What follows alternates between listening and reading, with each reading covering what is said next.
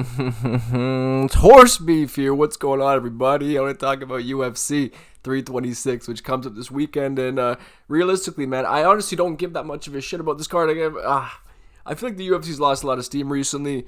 The upcoming events, aside from like UFC 327, which is stacked, and I'm very excited for that one. That one, like from top to bottom, just banger after banger after banger. That's the kind of fight that I like plan my entire night around. I don't know, UFC 326. Charles Oliveira versus Max Holloway, that fight in and of itself is very good, but this fight or card is just extremely underwhelming. And once again, I apologize for going for milk. Once again, my beautiful followers out there. Unfortunately, I just haven't really had a lot of free time for this. A lot of my free time has been spent playing Resident Evil Requiem, which, oh God, it's been so good. It's so good. Like, I know this isn't a gaming channel or anything, but goddamn, the fucking game is so good. It lives up to all the expectations. Like, for me, Resident Evil is the holy grail of gaming. It's my favorite franchise of all time, and man, 9 is just fantastic. But like, yeah, aside from that tangent, dude, along with that, I just haven't really been interested in anything MMA related. I wasn't even able to watch last week's card.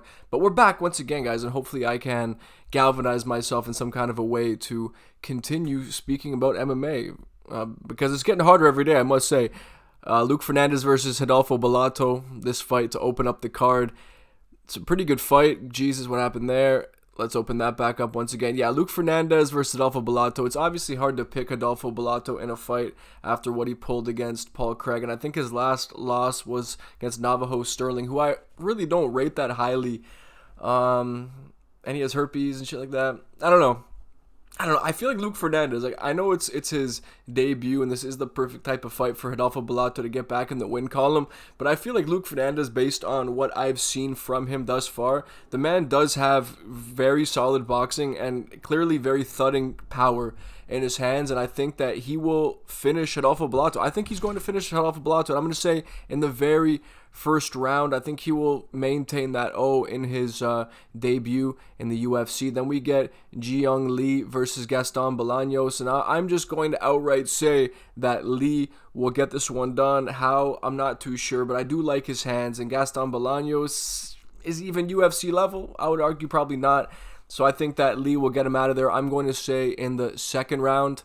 I'm knockout, I'm going to say. Then we get Rafael Tobias versus Dr. Nerzagai. Now, from what I remember from Dr. Nerzagai is that when he came into the UFC, he was a relatively hyped up prospect. I think he may have been undefeated.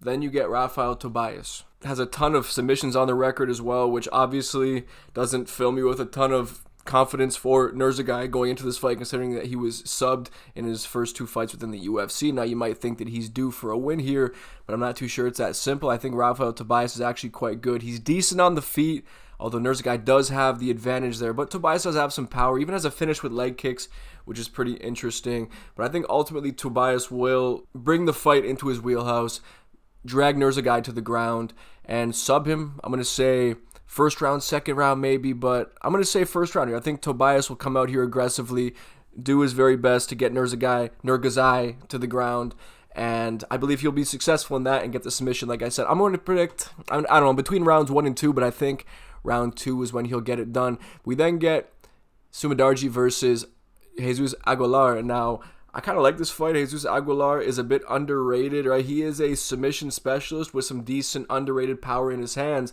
but I just feel like the frame matchup here with Sumidargi just being such a better striker. Like, Aguilar does have power in his hands, but technique for technique, Sumidargi is just so nasty, right? The elbows. Fuck, man. I feel like he's just going to piece up Aguilar on the feet, but Aguilar is a short, stocky Mexican, so it's hard to see him getting KO'd here.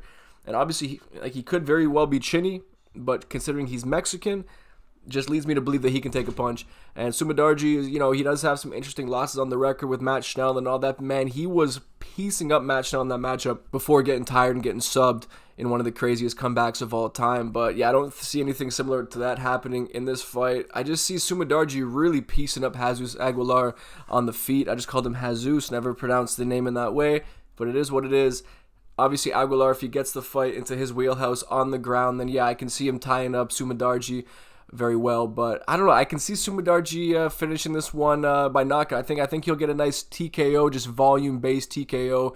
He's going to piece up Aguilar here. I know Aguilar's underrated, he is, but Sumidargi's underrated too, and I don't know. I just see him winning this one with his superior striking, and the far, far superior reach will only play into Sumidargi's hands here.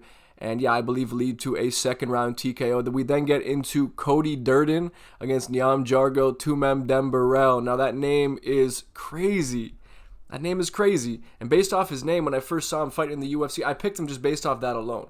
However, after watching him fight, I realized that the dude is actually just not very good. I want to root for a Mongolian. I always want to root for a Mongolian. We rarely get a Mongolian in the UFC. But Cody Durden, even though he's weathered, right, and he has been finished a few times in his last few fights, he is good, dude. And he is a dog. He is a dog, right? He can throw hands. He can wrestle. He can mix up. He's just like your quintessential MMA fighter, really. Like, he's not elite level. He's a master of none, but he's a jack of all trades. And I just feel like he's higher level than Niam Jargo Tumem Demarell. I do think so. And I think ultimately Cody Durden will win this one. I'm going to say by a decision. I think he'll be relatively dominant here. I just don't think that, from what I've seen, Niam Jargo Tumem Demarell is UFC level. We then get into Ricky Tersios against Alberto Montes. I don't know. I just don't rate Ricky Tersios whatsoever. He was a bantamweight before, I believe. Was he a bantamweight? Is he going up to featherweight? I think that's the case here. I think, either way, Ricky Tersios, he's not very powerful. He's not very physically imposing in there. I just feel like Alberto Montes, even though I've seen very little from him, clearly he's more of a natural 145er anyway, considering that he's fighting at that weight class. And yeah, Ricky Tersios is pretty wiry, and he can put a pace on you, and he does have great cardio. It's just not enough. It's not enough. You need to have something to go along with that cardio as well. You need to have, certain tools that you can really use to impose your will on your opponent. I just don't feel like Ricky Tersios has that. Like, he only has a pace. That's all he has. I think Alberto Montes will finish Tersios. I think it'll be TKO in the first round. I just don't really rate Tersios whatsoever. Maybe him going up in weight will benefit him in some kind of a way, although I just don't see that being the case. I don't think he's UFC level. And the fact that he is a Ultimate Fighter winner is a travesty and speaks to the level of the Ultimate Fighter, especially in comparison to the Dana White Contender Series. I feel like the Contender Series just brings in such more high-level competition than the Tough does, yet Tough, gets this whole long, drawn-out season where we get to see some trash fighter win in the end, you know what I mean? But the Contender Series has a generational talent pop up every week, it seems like. I'm not saying that Alberto Montes is that, but I just think he's going to beat Ricky Tercio simply. It's just as simple as that. Fucking deal with it. Dante Johnson versus Cody Brundage. Now, I love the build of Dante Johnson. He almost looks like he's not supposed to have legs. You know what I mean? I don't know. Just look at his body. It just looks like he's not supposed to have any legs. It looks like those legs were CGI'd onto his body, but it is what it is. Although it's just weird to look at. But yeah, he's going up against Cody Brundage, who does have a lot of UFC experience. He does for sure. Is he good? Not necessarily. I feel like he can really bang it out until he just starts to wilt. I don't know. Cody Brundage, he's really good for a very small portion of his fights. But then he just gets overwhelmed and then he ends up getting finished. You know what I mean? I really don't know a lot about Dante Johnson, dude, aside from the fact that he should not have legs based on his torso. It doesn't really make sense. I don't know. He's just a funny looking dude. So for that reason, I'm going to pick Dante Johnson. But as always, guys, right? Never take my predictions too seriously, right? Don't make bets based on that. Of course, I never recommend gambling your money whatsoever, but definitely do not gamble based on my predictions, seeing as I've picked Dante Johnson based on his appearance, right? Never forget, many of my predictions are based on these factors, but I also just don't rate Cody Brundage whatsoever. So let's move on to the prelim headliner, Cody Garbrandt versus Zhao Long. And is this the end of Cody Garbrandt? I think it might be. The way that Cody Garbrandt's looked in his last few fights, trying to slow it down, be more technical. I like the fact that he mixes it up because when he does wrestle, the man can wrestle, right? His shots are very, very quick. When he changes levels, he's just fast with everything he does. But then he slows, and he can't take a punch. And when Cody Garbrandt is slowing it down like he has been recently, he just does not look like anywhere near the world beater that he was against Dominic Cruz. He's just lost a lot of what made him special at one point. The hand speed isn't what it used to be, and it doesn't make as much of a difference as it once did. And Zhang Lao can crack. He throws big shots over the top, and he also has a crazy Chinese chin. Look at that blockhead that he has. I don't see Cody Garbrandt knocking him out. I can see maybe him stinging Zhang Lao, but I just feel like if this becomes some kind of a brawl like he made it versus Pedro Munoz, something similar will happen here regardless, man. However this fight goes, if he rushes in and tries to take Zhang Lao's head off, I think he's going to get his own head taken off in the process. And if he slows it down, I think Zhang Lao will find him regardless. Either way, I'm going to say that Zhao Long knocks out Cody Garbrandt in the first round. I think so. If Cody Garbrandt, keeps it nice and safe and he does wrestle and he's able to take that first round maybe, or at least keep himself from getting knocked out in that first round, then it'll happen in the second. But either way, I see Zhao Long knocking out Cody Garbrandt. And we move on to the main card here, a rematch between RoboCop, my boy RoboCop, one of my favorite fighters in the UFC, against Bruno Ferreira, who knocked him out in the past. And you guys know, Gregory's getting this one back, right? That last knockout loss to Bruno was just a blip. It was an anomaly. It didn't make any sense. Gregory was stupid. He ran right into a big left hand, I believe it was, and got slept. It is what it is. And right, I am scared for Gregory, just the fact that he's still fighting at middleweight after his showing against Cannonier. I thought he would move up after that because of how hard he gassed out, really. But he's still fighting at middleweight, and he's going to be so big in there. He's just going to look so big compared to Bruno. And I just don't like his durability. For how he fights, he walks forward like he has the craziest chin in the world. But Gregory just doesn't have a chin. He can eat a punch for sure. He can weather the storm. But it really just seems to take one clean on the chin to hurt the guy. And all the weight that he cuts cannot be helping him out whatsoever. And obviously his style, walking forward the way that he does with very little head movement, can't help him either. But if he grapples, which I think he will here, because listen, if he goes in there with the same game plan he used the first time against Bruno, gets knocked out again, then Gregory is dead to me. However, I think he'll go in there smarter, wrestle heavily, grapple heavily in the first round. But then again, like we've seen Gregory shoot for takedowns. The man looks like no knees Usman when he's shooting for takedowns sometimes. So I'm not even too sure that he can really get it to the ground like that. I don't know. Like, he's so high level when it actually hits the mat. But when it comes to actually getting it to the mat, he's not as good as you may think. However, I don't know. This is tough because I feel like Bruno's going to fucking get him again, dude. I feel like he's going to get him again. But my love for Gregory Rodriguez will cloud my judgment here, and I am going to pick him by a first round submission.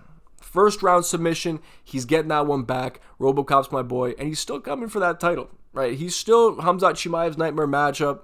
Make no mistake about it. Yeah, man, I'm still holding out hope for RoboCop to make that title charge. I still think he has it in him, despite the fact that he looks like he's potentially in his 60s. But let's move on to Drew Dober versus Michael Johnson. Interesting for this to be on the main card. This looks like the perfect fight to headline prelims, to be honest. But this is really fun on paper. Two absolute vets, right? Two southpaw boxers, essentially, right? Obviously, Drew Dober does have some round kicks in the arsenal, but for the most part, these guys get it done with the hands.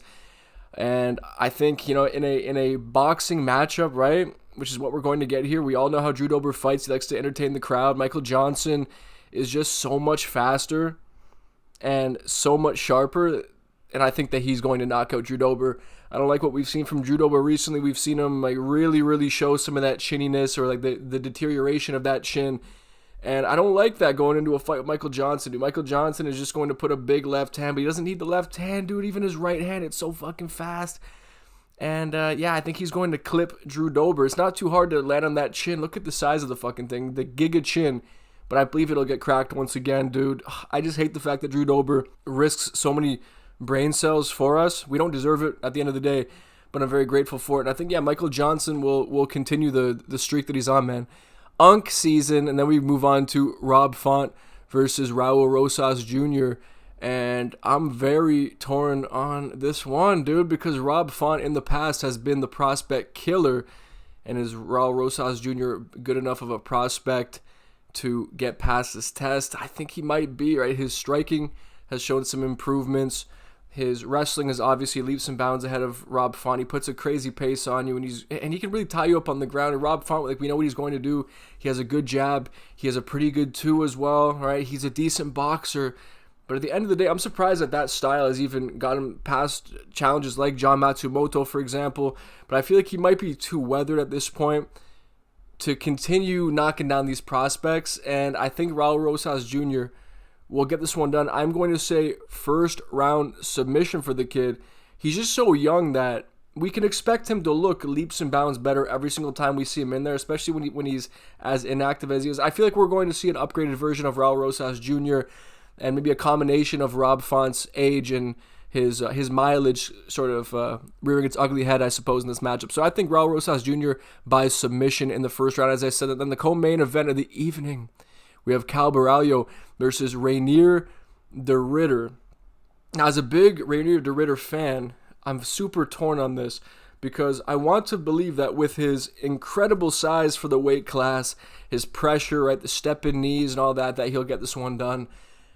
And I don't want to take him gassing out against Brendan Allen the way that he did as any sort of an indication that that'll happen once again, because he was just so active, right? That was at the very end of I believe a calendar year where he fought like 5 times, which is nuts, right? So many different weight cuts, especially when you cut as much weight as Reinier Derritter does. But we've also seen him fade like that in the past. It's not like that was an isolated incident. We had seen that in the past against Malikin in 1FC. So maybe he just has that in him, and it's a bit of a mystery box as to what gas tank we'll see from Reinier Derritter, because he went 5 rounds at Robert Whittaker and managed to push it all the way through. And I believe that the way he wins this fight is by imposing that size and bullying Barralio in the clinch. He has to bully him in the clinch like that, feed him knees, and potentially causing him to fade. Maybe he gets a sub, but this is only a 3-rounder to my knowledge. And I believe that just seriously does favor Barralio here. He has a pretty good gas tank. He's just so much sharper on the feet, so much faster than Reinier. Obviously, Reinier has a really tricky jab. It's super long, and it seems very thudding, although his boxing is just not good, right? He relies a lot on those step-in knees, and those step-in knees really do put him in a lot of trouble. He got cracked with, I believe it was a right hook, I think, off Robert Whittaker that put RDR in serious danger. Barralio has a nasty check right hook on him. He does, right? Just like those fighting nerds tend to have. I think he's going to crack RDR. I think he's going to knock out RDR here. I do. I think RDR is going down. It's unfortunate. I don't want to see it because I still want to see DDP versus RDR at some point. We need that seismic event to take place. But I think, as things stand, Barralio, he's been in good form. He just went tit for tat with Imavov, right? That's no easy feat, I guess, right? And RDR, I don't know, coming off that loss, Barralio, I just feel like stylistically, it's, I don't know, like, I can see this fight going either way. This one's actually very intriguing the more that I think about it, but I can see Barralio landing a big shot on Reinier and punishing him for some of his bad tendencies, because RDR, I don't know how he's gotten by with some of the bad body language that he shows. He does not wear shots very well. I just feel like Barralio will really beat up RDR until we see him start to wilt. I think that'll begin with a big check right on the chin of RDR when he comes in with one of those knees, right? Because those knees are devastating, but exploitable. Absolutely. RDR he's just such a tricky fighter to really predict the fights of, and even though I don't rate Barralio super highly, I still do think that he'll get it done against RDR, and I'm going to say a 2nd round KO, and then we get into the main event of the evening. And realistically, I haven't even really put too much thought into this fight, honestly. Even though it's a big fight, I don't know why I'm not super interested. I think maybe just because it's for the BMF belt, I feel like this fight would honestly be way more worthy for the 155-pound strap. Light years ahead of Justin Gaethje versus Patty Payne, but this is going to be a proper high-level fight, a rematch, years and years and years in the making. And to keep it simple for you guys, I'm having a hard time seeing Charles Oliveira winning this fight. I totally understand why anyone would pick him here. The forward pressure, he can strike. He has a snappy left hook, right? A big right hand. Very technical, great knees. He can bully you in the clinch. He can wrestle. He's so well-rounded, right? He's the most prolific finisher in UFC history. I believe he still has the record. I can only assume, right? And Max Holloway has looked like a different animal at 155. He seriously has. The beating that he put on Justin Gaethje was nasty to witness, and the beating he put on Dustin Poirier during Dustin's retirement fight, I still stand on the fact that I believe that Max Holloway was letting Dustin off a little bit and trying not to finish him, just to, I guess, show him some respect in his retirement fight. I don't know. I feel like Max could have got Dustin Poirier out of there at some point. He's just looked really good. He's sitting down more in his shots. He's a great combination puncher. He's shown anything but bad takedown defense. He's shown the exact opposite. He has shown elite takedown defense. Not just that, but the ability to get back up to his feet afterwards. Max Holloway is the perfect fighter to go in there and just put a beat down on Charles Oliveira. A prolonged beatdown, I think, too, man. I don't know, but Charles Oliveira can never be counted out. We even saw against Ilia Topuria in their first little exchange. We saw Charles landed a pretty big elbow on Ilia. Ilia just has a fucking granite chin, obviously, and a nice big block head, and he's short and stocky, so he's able to absorb that. But obviously, Max Holloway is not exactly chinny by any means, right? Obviously, he was dropped by Dustin Poirier, and he was knocked up by Ilia Topuria, but I still think he's a very durable fighter, I think, regardless, right? But both men have been knocked out in recent fights by Ilia Topuria. The durability factor, it has to be in the favor of Max Holloway for sure. The striking, I just don't like the way that Charles Oliveira strikes is all, right? Against fighters like Ilia Topuria and Max Holloway, fighters like them who are actually high-level strikers, you can't just pop shot at them, right? You can't just go 2-3 or then 1-2. You can't do that against guys like that. You need to be throwing long-winded combinations, man. You need to be setting them up, and I just don't see Charles Oliveira doing that. But he's looked bigger in recent fights, so maybe, just maybe, he's able to bully Max in the clinch and he's able to drag him down. And if so, right, Charles Oliveira has the best chance out of anybody at subbing Max Holloway. Obviously, Max Holloway survived on the ground for a brief period of time against Brian Ortega. Charles Oliveira is a couple steps above that, I believe, even in the way he's able to get the fight to the ground, and he's so dangerous on the feet. I don't know. Even though I have a hard time picking Charles here, I can totally see Charles going out there. Maybe if he establishes those teeps, right? If he's able to sap some energy out of Max Holloway, if he throws some calf kicks as well, because we saw with Ilia Topuria sort of mitigating the movement of Max Holloway, which led to him landing the big shot on Max. But even if you compare certain fighters' performances against Ilia Topuria, Max was doing so well up until he got caught, dude. He's just so good. Max Holloway is so good. God, yeah, he's going to knock out Charles Oliveira, I believe. I'm not exactly sure when. I think this will be like a classic Max Holloway, like volume-based TKO here. I just think that at the pressure and the big shots, right, the clean shots, clean combinations that he'll be landing on Charles over the course of the first 3 rounds will catch up to him, and by the 4th, I think we'll see Max Holloway fully take over the fight, and I believe he will finish Charles Oliveira via strikes in the 4th round. That's my prediction. Although, man, this fight is super exciting, man. This will be an absolute banger fight, regardless of how it goes. This fight it guarantees action. It guarantees action. It absolutely does. A Charles Oliveira fight guarantees action.